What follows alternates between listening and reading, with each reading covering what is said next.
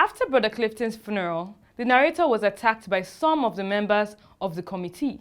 They were not happy that he organized Brother Clifton's burial without letting them know. Even Brother Jack and Tobitt were angry. The narrator was confused and tried to explain his actions, but Brother Jack didn't allow him to speak. Instead, they compared him to Napoleon. They told him that he shouldn't have given Brother Clifton a traitor, a hero's funeral.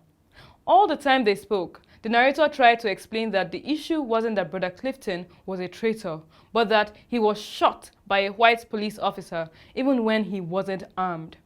In conclusion, just before the meeting ended, Brother Jack told the narrator to go to Brother Hambro for more training, and although he followed the instruction, he realized that the Brotherhood wasn't the great organization he thought they were, but he didn't leave because he felt the group still gave meaning to his life.